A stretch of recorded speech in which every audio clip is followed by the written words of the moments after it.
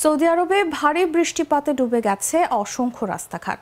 কোথাও কোথাও বৃষ্টিতে ভেসে যেতে দেখা গেছে গাড়ি। ভারী বৃষ্টির প্রভাব পড়েছে রাজধানী রিয়াদ, দিরিয়া, হুরাইমালা, ধুরমা থেকে কুয়াইয়া পর্যন্ত। দেশটির আবহাওয়া দপ্তর জানিয়েছে সোমবার পর্যন্ত বৃষ্টিপাত হতে পারে। আবহাওয়ার চলমান এই পরিস্থিতিতে এই সময় বিভিন্ন অঞ্চলে মাঝারি থেকে ভারী ও শিলাবৃষ্টিও হতে পারে। এমন আশঙ্কায় দেশটির বিভিন্ন অঞ্চলের স্কুল, কলেজ ও বিশ্ববিদ্যালয় সহ সব ধরনের শিক্ষা প্রতিষ্ঠান বন্ধ রাখার নির্দেশ দেওয়া হয়েছে। আবহাওয়া পূর্বাভাসে আরও বলা হয়েছে, মক্কা ও এর আশপাশের অঞ্চল তাইফ, মায়সান, আদহাম, রানিয়া ও আল মুহাওতে আবহাওয়া সবচেয়ে খারাপ থাকবে।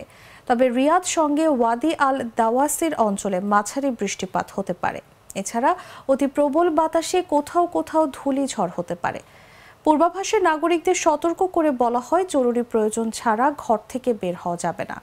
এছাড়াও ঝড় বা বৃষ্টিপাতের সময়ে উপত্যকা এবং জলাবদ্ধ এলাকা থেকে দূরে থাকার অনুরোধ জানিয়েছে।